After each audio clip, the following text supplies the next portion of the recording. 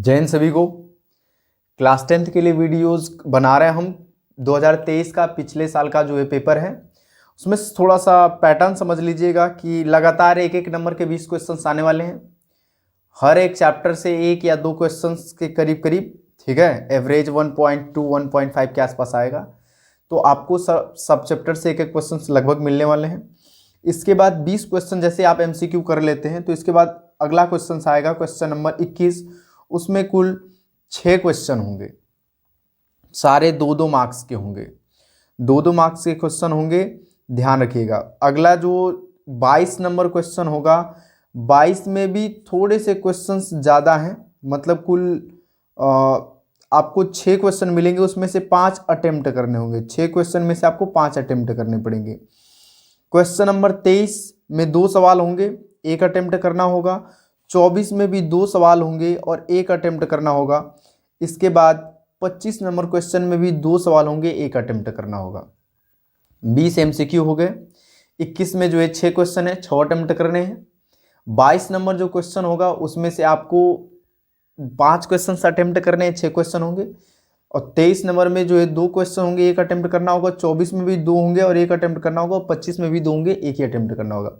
Overall देखा जाए तो 20 क्वेश्चन उधर के, 6 21 के, तो 26 हो गए और 5 इसके, 26 5 31। और इसके बाद बाकी के ये जो 3 बच रहे हैं ये क्वेश्चन, तो लगभग 33-34 क्वेश्चंस आपको मिलने वाले हैं पेपर में। पहला सवाल ये पूछ रहा है कि 3x² माइनस का 6x प्लस का 4 इक्वल्स टू 0 का डिस्क्रिमिनेंट आपको निकालने हैं, विविक्तर निकालने हैं। तो डिस्क्रिमिनेंट निकालना आप सीखे होंगे, जल्दी से सॉल्व करिए, आगे बढ़िए। ऑप्शन लिखे हुए हैं, ठीक है।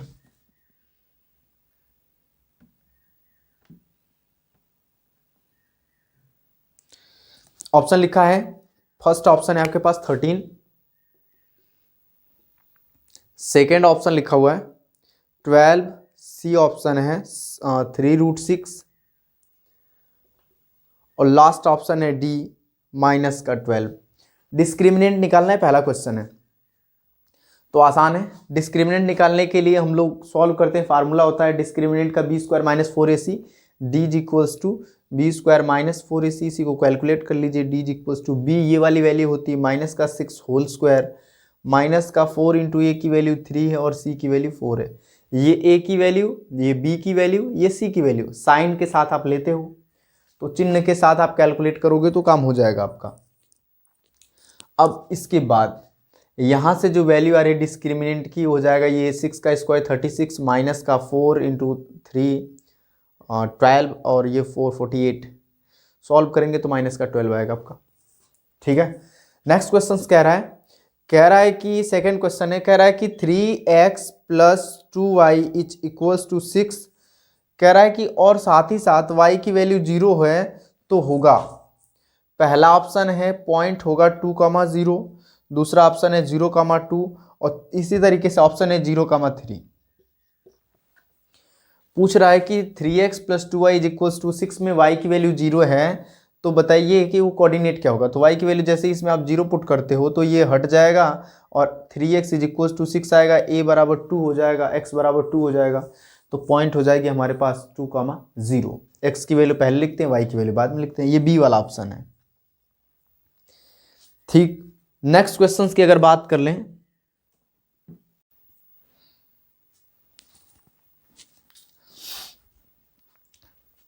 क्वेश्चन नंबर 3 पूछ रहा है, कह रहा है कि यदि बिंदुएं a का निर्देशांक दिया है -4,2, b का निर्देशांक दिया है 5,6 को जोड़ने वाले रेखाखंड का मध्य बिंदु c का निर्देशांक लिखा है a/8,4, a स्मॉल a बटा के 8,4 है, तो a का मान क्या होना चाहिए।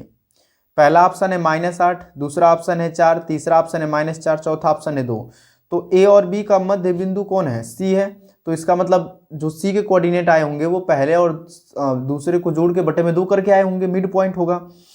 तो -4 प्लस का 5/2 करेंगे तो हमको a/8 मिलेगा, a/8 मिलेगा।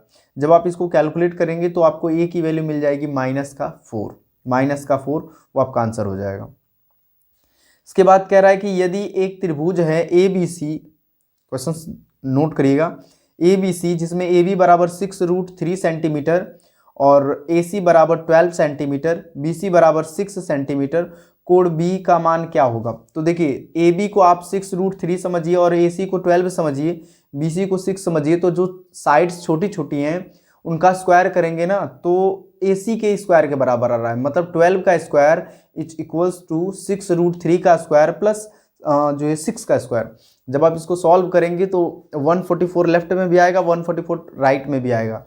तो हम बोलेंगे ऐसा संभव तभी है जब एंगल बी पूछ रहा है कि उसकी वैल्यू क्या होगी, तो एंगल बी 90 डिग्री होगी, क्योंकि यहाँ पाइथागोरस थ्योरम अप्लाई हो रहा है और ऐसा तभी संभव है जब उसमें एंगल बी 90 डिग्री हो। फिर इसके बाद कह रहा है 5th नंबर क्वेश्चन कि वह बड़ी से बड़ी संख्या जिसमें 125 और 70 को विभाजित करने पर शेषफल 8 और 5 प्राप्त होता है। वह बड़ी से बड़ी संख्या जिससे हम लोग 125 और 70 भाग करते हैं तो शेषफल 8 और 5 बचता है। ऐसे टाइप के क्वेश्चंस को सॉल्व करने के लिए सबसे पहले रिमाइंडर को घटा लीजिए। जैसे ही आप शेषफल को घटा लेते हैं 8 को और 5 को, तो 125 में से 8 घटाएंगे 117 बचेगा और 70 में से 5 घटाएंगे तो 65 बचेगा। और दोनों का निकाल लेते हैं हाईएस्ट कॉमन फैक्टर HCF निकालेंगे तो जो आपका आंसर आएगा वो 13 होगा। ऑप्शन में है 15, 13, 17, 14, 15, 13, 17, 14, तो 13 करेक्ट होना चाहिए। नेक्स्ट क्वेश्चन है, कह रहा है कि यदि समीकरण x² + kx - 6 = 0 का एक मूल -2 है तो k का मान ज्ञात कीजिए। ऑप्शन है आपके पास 4, 1, -1, 3। कैलकुलेट करने के लिए हम क्या करेंगे, ये मूल है इसका मतलब x की एक वैल्यू है तो x की वैल्यू को रख देंगे। जैसे ही पुट करेंगे -2 तो -2 रखने के बाद कैलकुलेट करने पर आंसर आएगा आपके पास -2 का स्क्वायर प्लस k × -2 - 6 = 0। तो 4 में से 6 आपका माइनस हो जाएगा तो आपके पास बचेगा -2 और इक्वल्स टू -2k। तो इसको इधर भेज करके k की वैल्यू निकालेंगे तो जो है -2/2 1 आएगा। ठीक है, -1 आपके आंसर आएंगे कैलकुलेट करने के बाद। इसके बाद अगला जो क्वेश्चन है, कह रहा है कि यदि एक जो है समचतुर्भुज के विकर्ण की लंबाई 12 सेंटीमीटर और 16 सेंटीमीटर, ऐसा लिखा 12 सेंटीमीटर 16 सेंटीमीटर है तो चतुर्भुज की भुजा की लंबाई कितनी होगी? पहला ऑप्शन है 20 सेंटीमीटर, 10 सेंटीमीटर, 9 सेंटीमीटर, 8 सेंटीमीटर। विकर्ण की लंबाई कितनी? एक जो है 16 सेंटीमीटर है और एक 12 सेंटीमीटर। अगर एक 12 सेंटीमीटर है तो आपस में बराबर होते हैं, आधा ये आधा ये, तो इसका मतलब 6 सेंटीमीटर आधा भाग आएगा, 6 सेंटीमीटर अगला आधा भाग आएगा। ये 16 है तो इसका मतलब इसका आधा 8 आएगा, इसके आधा 8 आएंगे। और जो आपस में ज्वाइनिंग पॉइंट होता है वो 90 डिग्री का होता है। वहाँ पे पाइथागोरस थ्योरम लगा करके एक 6 आ रहा है और एक साइड 8 आ रही है, तो 6 का स्क्वायर प्लस 8 का स्क्वायर तो बराबर 10 का स्क्वायर रूट ले लेंगे तो 10 आ जाएगा। तो 10 सेंटीमीटर आपके आंसर हो जाएंगे। नेक्स्ट क्वेश्चन 1 नंबर का ये कह रहा है कि साइन थीटा बराबर कॉस थीटा है तो पूछ रहा है कि तब थीटा का मान क्या होगा। साइन थीटा और कॉस थीटा आपस में बराबर 45 अंश पे है। निकालने का तरीका क्या है?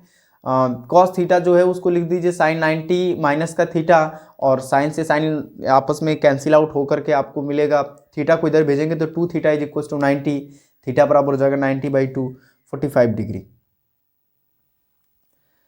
इसके बाद अगले क्वेश्चंस की बात करें, क्वेश्चन नंबर 9 है, कह रहा है कि 144 के अभाज्य गुणनखंड में घातों का योगफल क्या होगा। 144 का जब आप फैक्टर करोगे तो हमारे पास रिजल्ट आएगा 12 × 12, और 12 का फैक्टर होता है 2 × 2 × 3, तो 12 के स्क्वायर का फैक्टर हो जाएगा 2 का स्क्वायर × 3 का 2 के स्क्वायर का स्क्वायर × 3 का जो स्क्वायर, तो 2 के पावर 4 × 3 के पावर 2, और जब इनको आप आपस में जोड़ोगे तो आंसर आएगा 6। ऑप्शन है 5, 4, 6, 3। अगला सवाल है बिंदु -3, 5 की y अक्ष से दूरी क्या होगी। बिंदु -3, 5 की y अक्ष से दूरी, तो y अक्ष से दूरी निकालना है तो इसका मतलब हम क्या करेंगे, देख ले रहे हैं कि एक जो x की वैल्यू -3 यूनिट जा रही है और y की वैल्यू 5 यूनिट जा रही है, तो जो आपके ऑप्शन होंगे वो ऑप्शन सी होगा। ऑप्शन है आपके पास -3, 2, 5, -5, तो 5 होना चाहिए। ठीक है, अगला सवाल है, पूछ रहा है कि साइन 15 बटा के कॉस 75, साइन 15 को हम कॉस 75 लिख सकते हैं 90 माइनस करके, और ये आपस में कैंसिल आउट हो जाएंगे, आपको रिजल्ट 1 प्रोवाइड करेंगे। अगला सवाल है जो कि 1 नंबर का, ये कहा है कि वर्ग अंतराल 0 से 10, 10 से 20, 20 से 30, 30 से 40, 40 से 50, और बारंबारता लिखा है 5, 6, 5, 3, 2 मतलब 3, 1, 5, 6, 5, 3, 1, इसका माध्य निकालना है। तो सबसे पहले xi निकालेंगे, x1 + x2 में 2 करके, y1 + y2 में 2 करके, और इस तरीके से कैलकुलेट करके ऑप्शन लिखा है कि 21 होगा, 20.5 होगा, 19.5 होगा। तो जब आप कैलकुलेट करेंगे तो आपका आंसर 39/2 मतलब 19.5 आएगा।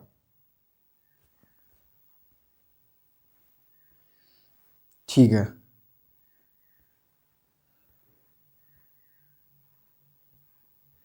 नेक्स्ट क्वेश्चन की अगर बात कर लें,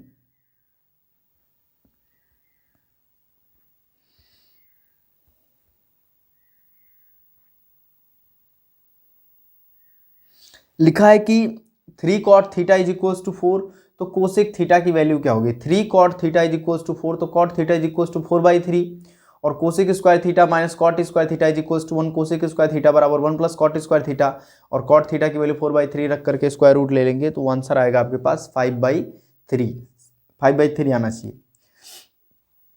कह रहा है कि यदि दो गोलों के आयतनों का अनुपात 27 संबंधित 64 है तो उनके पृष्ठीय क्षेत्रफलों का अनुपात, अब 27 संबंधित 64 है तो गोले का आयतन होता है 4/3 पाई आर क्यूब, पहले वाले के निकालेंगे तो 4/3 पाई आर वन क्यूब, दूसरे वाले के निकालेंगे तो 4/3 पाई आर टू क्यूब, और उनका रेशियो जो है 27/64 दिया है, तो 4 पाई से 4 जो 4/3 पाई था वो तो कट जाएगा। हमारे पास आंसर आएगा R1 का क्यूब बाई R2 का क्यूब इज इक्वल टू 27/64, वहाँ से R1 R2 की वैल्यू निकालो तो 27 जो है वो 3 का क्यूब है, तो R1 3 आ जाएगा, और नीचे जो है वो 4 का क्यूब है तो R2 4 आ जाएगा। उसके क्षेत्रफलों का अनुपात पूछा था ना कि त्रिज्याओं का, तो क्षेत्रफल होता है 4 पाई आर स्क्वायर, और 4 पाई आर के जगह पे जो वैल्यू है R1 का स्क्वायर बटा के 4 पाई R2 स्क्वायर, 4 पाई से 4 पाई कट जाएगा, R1 स्क्वायर हो जाएगा 3 का स्क्वायर 9, और R2 हो जाएगा 4 का स्क्वायर 16, 9 संबंधे 16। नेक्स्ट क्वेश्चन कह रहा है कि कुछ प्रेक्षणों के बहुलक तथा माध्य क्रमशः 45 और 27 है, माध्यिका ज्ञात कीजिए। तो आपने पढ़ा होगा 3 गुणे माध्यिका बराबर 2 गुणे माध्य प्लस बहुलक। ठीक है, उसको रख करके जब आप कैलकुलेट करेंगे तो आंसर कैलकुलेट कर लीजिएगा। ठीक है, 2 गुणे 27 33 आंसर आएगा। ठीक है, अगला सवाल है हमारे पास, लिखा है कि x square minus 2x plus 1 बराबर 0 के मूल हैं -1, लिखा है 1, 1, -1, 2, -2, 2, 2, x square minus 2x plus 1 बराबर 0, इसका फैक्टर करेंगे तो ये x माइनस 1 का होल स्क्वायर आएगा, और आपको x की जो वैल्यू मिलेगी वो 1 मिलेगी, तो 1, 1 आप आंसर लिख सकते हैं। इसके बाद नेक्स्ट क्वेश्चन पूछ रहा है, कह रहा है कि 7, 13, 20, 17 तथा 3x का समांतर माध्य 18 है, तो x का मान क्या होगा? तो कुल पदों का योग बटे कुल पदों की संख्या, टोटल नंबर्स को जोड़ करके टोटल नंबर से डिवाइड कर देंगे, और जो आपके पास रिजल्ट बनेगा कैलकुलेट कर लीजिएगा। तो कैलकुलेट करेंगे जैसे 18 × 5 = 90, इन सभी को जोड़ करके घटा देंगे तो 90 माइनस का 57,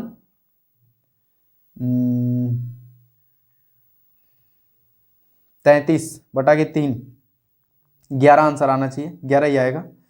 इसके बाद अगला सवाल है 3/x माइनस 2x बराबर 2/x, 3/x माइनस 2x बराबर 2/x, तो पूछ रहा है कि x की वैल्यू क्या होगी? कैलकुलेट करिएगा द्विघात समीकरण लगा करके, एलसीएम एलसीएम लेकर के आपके पास आंसर आएगा +-1/√2। इसमें ऑप्शन है +-1, 0, 2, इसके बाद जो है 1/2 प्लस माइनस में, तो 1/2 करेक्ट नहीं है, 1/√2 आपका आंसर आएगा। 19 नंबर सवाल है, कह रहा है कि यदि दो समरूप त्रिभुजों की भुजाओं का अनुपात 4 संबंधे 7 है तो इनके जो है क्षेत्रफलों का अनुपात क्या होगा? तो दो समरूप त्रिभुजों के क्षेत्रफलों का अनुपात जो होता है उनकी संगत भुजाओं के अनुपात के वर्ग के बराबर होता है। तो भुजाओं का अनुपात 4 संबंधे 7 है तो क्षेत्रफल का अनुपात 16 संबंधे 49 हो जाएगा। ऑप्शन है 4 संबंधे 7, 16 संबंधे 49, 49 संबंधे 16, 64 संबंधे 243, तो 49 जो है 16 संबंधे 49 हो जाएगा। अगला सवाल है, पूछ रहा है कि एक वृत्त का क्षेत्रफल तथा परिमाप संख्यात्मक रूप से आपस में बराबर हैं, तो उस वृत्त की त्रिज्या क्या होगी? मतलब उसकी वृत्त की जो क्षेत्रफल है मतलब पाई आर स्क्वायर वो बराबर है उसके परिमाप के। वृत्त का परिमाप क्या होता है? 2πr, 2πr बराबर पाई आर स्क्वायर, वहां से r की वैल्यू निकालेंगे तो 2 मात्रक आएगा। ठीक है, पहला ऑप्शन है पाई मात्रक, 4 मात्रक, 7 मात्रक, और इसके बाद जो है 2 मात्रक। तो आप कैलकुलेट करके देख लीजिएगा, 2πr बराबर पाई आर स्क्वायर, तो पाई से पाई कट जाएगा और r से एक r कट जाएगा, तो r की वैल्यू 2 ही आएगी। 20 क्वेश्चन हो गए। अगले क्वेश्चंस की अगर बात करें, क्वेश्चन नंबर 21, तो 21 में कुल क्वेश्चंस की संख्या जो है वो कुल 6 है और 6 अटेम्प्ट करने हैं आपको। पहला सवाल पूछा है, कह रहा है कि सिद्ध कीजिए करड़ी में 2 एक अपरिमेय संख्या है। प्रैक्टिस करके जाइएगा तो पढ़े रहे होंगे। पहले एक्सरसाइज का सवाल है, कह रहा है पी क्यू आर में कोण क्यू जो है 90 डिग्री है, tan p is equal to 1/√3 है, tan p बराबर 1 करड़ी में 3 है, तो sine p cos r plus cos p sine r का मान ज्ञात कीजिए। त्रिभुज है ये पी क्यू आर और उसमें q 90 डिग्री है। तो सबसे पहले हम क्या करेंगे, tan p की वैल्यू 1/√3 कितने अंश की वैल्यू होती है, 30 अंश की, तो p की वैल्यू हो जाएगी 30 अंश और साइन p में 30 अंश रख देंगे और जब ये 30 है 1 90 है तो r कितना होगा, 9 3 12 6 60 डिग्री, तो r की वैल्यू 60 हो जाएगी। पूछा है साइन p cos r और plus cos p sine r, तो इनको कैलकुलेट करना है। मतलब साइन जो है p की वैल्यू जो है 30 डिग्री और r की वैल्यू 60 डिग्री, तो साइन 30 इंटू कॉस 60 प्लस जो है कॉस 30 इंटू साइन 60 रख के कैलकुलेट करेंगे, जो आएगा आंसर। द्विघात समीकरण लिखा है 4x² plus 3x plus 5 is equals to 0 के मूल ज्ञात कीजिए। मोस्ट इंपॉर्टेंट क्वेश्चन है। सबसे पहली बात, ये जो द्विघात समीकरण है इसको आप एक बार खुद से सॉल्व करिएगा। 4x² प्लस 3x प्लस 5 बराबर 0, इसमें इंपॉर्टेंट बात यह है कि इसके मूल संभव ही नहीं है, डिस्क्रिमिनेंट आपका नेगेटिव आएगा, ठीक है, तो लिख देंगे कोई वास्तविक मूल संभव नहीं है। अगले सवाल की बात करें, बिंदु दिया है ए और बी, कह रहा है कि उनको जोड़ने वाले रेखाखंड की लंबाई ज्ञात कीजिए। तो दो बिंदुओं के बीच की दूरी कैसे निकालते हैं, अंडर रूट में x2 - x1 का whole square plus y2 - y1 का होल स्क्वायर, वही करेंगे।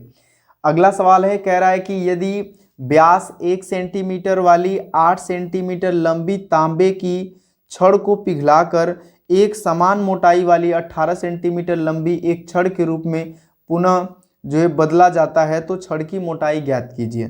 कर लीजिएगा जो है बेलन के रूप में लगा करके।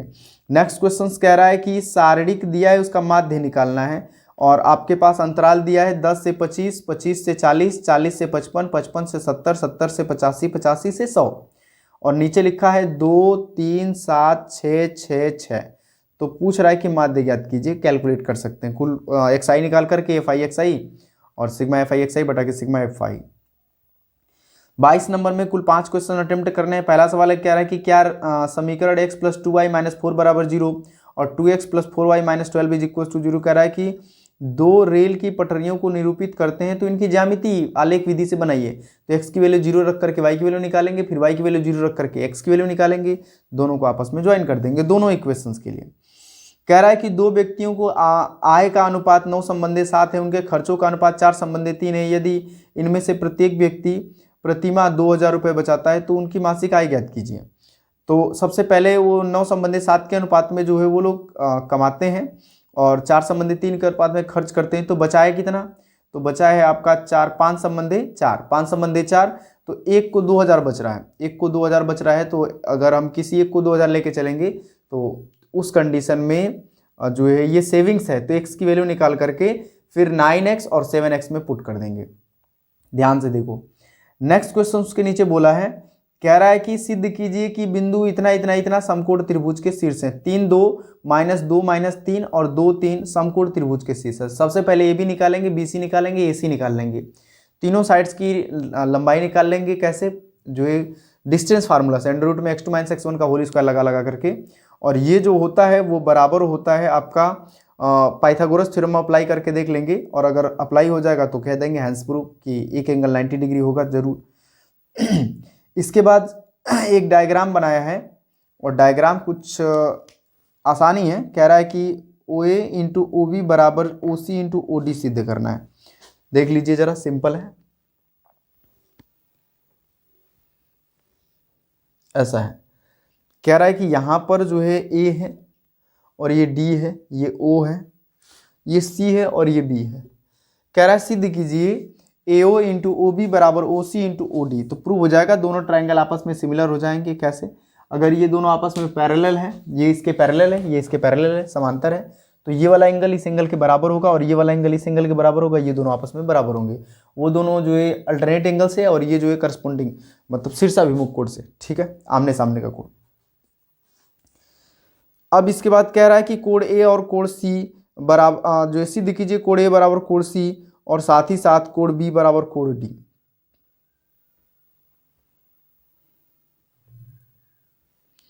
नेक्स्ट क्वेश्चंस की अगर बात करें, अगला सवाल है, देखिए कह रहा है कि भूमि के एक बिंदु P से 10 मीटर ऊंचे भवन के शिखर का उन्नयन कोण 30 अंश है। एक कोई डायग्राम रफ बना लीजिएगा। फिर कह रहा है कि जब भवन के शिखर को शिखर पर एक ध्वज को देखते हैं तो एंगल जो है वो 45 अंश हो जाता है। तो पूछ रहा है कि ध्वज दंड की जो लंबाई थी वो कितनी थी। ठीक है, एक छत को देख रहे थे तो 30 अंश कोण था, वहीं पर एक उसके ऊपर झंडा लगा हुआ उसको देखते हैं तो एंगल 45 अंश हो रहा है। तो पूछ रहा है कि उस झंडे की लंबाई क्या होगी। तो आराम से ज्योमेट्री तैयार करिएगा, एक उसके लिए और एक टॉप के लिए, और उसमें जो ट्रायंगल्स लॉ जो भी लगाइएगा त्रिकोणमिति का फंक्शन काम हो जाएगा। नेक्स्ट क्वेश्चन पूछ रहा है, कह रहा है कि जो है माध्यक दिया है 525 से बारंबारताओं का योगफल दिया हुआ है। कह रहा है एक्स और वाई की वैल्यू ज्ञात कीजिए। यहाँ अंतराल लिखा है, अंतराल है 0 से लेके 100 तक, 100 से 200, 200 से 300, 300 से 400, 400 से 500। काफ़ी बड़ा अंतराल दिया है, 4 नंबर के हैं ये। पिछला ये सारे क्वेश्चन 4-4 नंबर के चल रहे हैं अभी। 400 से 500, 500 से 600, 6 से 700, 800, 900, 1000, मतलब 900 से 1000 तक। अब 2, 5, x 12, 17, 20, y 9, 7, 4 पूछ रहा है कि इनके माध्यक जो है इतना है और इनके बारंबारताओं का योगफल इतना है, तो x और y के मान ज्ञात कीजिए। कोई दिक्कत नहीं है। तो जो इनके फार्मूले होते हैं, एक रिलेशन पढ़े रहे होंगे आप, 3 गुणे माध्यक बराबर 2 गुणे माध्य प्लस जो बहुलक, उसको अप्लाई कर सकते हैं। इसके बाद अगला क्वेश्चन जो स्टार्ट हो रहे हैं वो सारे 6 नंबर के हैं। ज़्यादा वेटेज किस में हो गया, फिर ज़्यादा वेटेज जो हुआ है वो इन क्वेश्चन से स्टार्ट हुआ है, जो कि 4 नंबर के 5 क्वेश्चन हो चुके हैं। तो 4 × 5 = 20 नंबर आपको यहाँ से मिल जाएंगे। इसके बाद जो 2-2 नंबर के आपके पीछे 6 क्वेश्चन थे, तो 6 दूना 12, तो 20, 12, 32 नंबर यहाँ के क्वेश्चन हो गए। अगला सवाल जो 6 नंबर में पूछ रहा है, कह रहा है कि एक शंकु का छिन्नक है, ऊंचाई 45 सेंटीमीटर है। यदि इसके सिरे की त्रिज्याएं 28 सेंटीमीटर तथा 7 सेंटीमीटर है तो आयतन, वक्र पृष्ठीय क्षेत्रफल एवं संपूर्ण पृष्ठीय क्षेत्रफल ज्ञात कीजिए। आयतन निकालने हैं, π/3h ब्रैकेट में r1² + r2² + r1r2। वक्र पृष्ठीय क्षेत्रफल पाई ब्रैकेट में r1 + r2 × l, और संपूर्ण पृष्ठीय क्षेत्रफल पाई ब्रैकेट में r1 + r2 × l + πr1² + πr2² रख करके पाई की जगह पे 22/7 सब कैलकुलेट कर लीजिए, काम हो जाएगा। अथवा इसी में ऑप्शन था, कह रहा है कि एक 4 सेंटीमीटर त्रिज्या वाले वृत्त खंड का क्षेत्रफल ज्ञात कीजिए जिसका कोण 30 अंश है, साथ ही जो है संगत दीर्घ त्रिज्य खंड का भी क्षेत्रफल ज्ञात कीजिए। तो एक ट्रायंगल बना करके एक नीचे वाला क्षेत्रफल निकालना है, बड़े वाला भी क्षेत्रफल निकालना है। ये 6 नंबर के क्वेश्चन है। एक और क्वेश्चन है, कह रहा है कि 10 सेंटीमीटर का एक रेखाखंड है, ये आपके सिलेबस में नहीं है, ये क्लास 10th में पिछले साल था, रेखाखंड का क्वेश्चन है। कह रहा है किसी रेखा को यम संबंध के अनुपात में डिवाइड करने का एक तरीका होता था, वो कट गया, सिलेबस में नहीं है। इसके बाद कह रहा है कि यदि BL और CM एक समकोण त्रिभुज ABC की माध्यिकाएं कोण 90 अंश है तो सिद्ध कीजिए। प्रूफ वाले टाइप के सवाल हैं जो कि ट्रायंगल में पढ़े होंगे 6.5 में। लास्ट क्वेश्चन है, कह रहा है कि 30/x - y, मजेदार सवाल है, प्लस 44/x + y = 10 जरूर करके जाइएगा। 40/x - y plus 55/x + y = 13।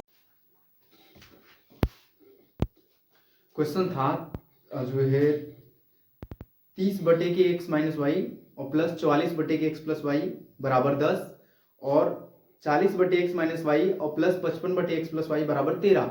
इन दोनों समीकरणों को सॉल्व करके x y की वैल्यू निकालनी है। तो जो बटे में लिखा है x - y, 1/x - y इसको कुछ मान लीजिए p, और 1/x + y को q, और pq को, और इधर भी pq को रख करके इक्वेशन हो जाएगी आपकी 30p + 44q बराबर जो भी ये 10 दिया है तो 10 हो जाएगा, और 10p + का 55q बराबर 13 हो जाएगा। इन दोनों इक्वेशन को सॉल्व करके pq निकाल लेंगे और pq की वैल्यू को पुट करके xy निकाल लेंगे।